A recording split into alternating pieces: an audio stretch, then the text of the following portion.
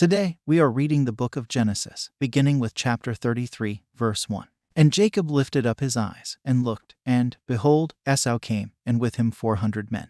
And he divided the children unto Leah, and unto Rachel, and unto the 2 handmaids. And he put the handmaids and their children foremost, and Leah and her children after, and Rachel and Joseph hindermost. And he passed over before them, and bowed himself to the ground 7 times, until he came near to his brother. And Esau ran to meet him, and embraced him, and fell on his neck, and kissed him, and they wept. And he lifted up his eyes, and saw the women and the children, and said, Who are those with thee? And he said, The children which God hath graciously given thy servant.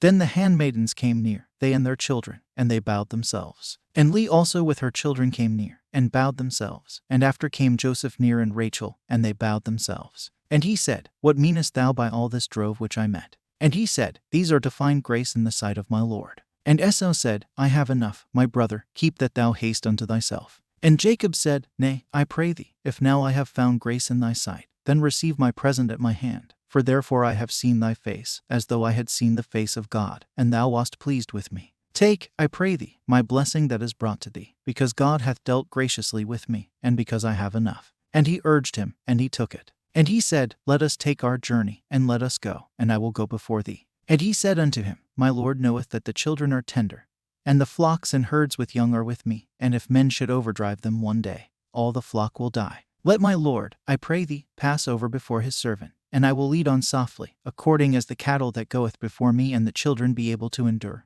until I come unto my Lord unto Seir. And Esau said, Let me now leave with thee some of the folk that are with me. And he said, What needeth it? Let me find grace in the sight of my Lord. So Esau returned that day on his way unto Seir. And Jacob journeyed to Succoth, and built him an house, and made booths for his cattle, therefore the name of the place is called Succoth.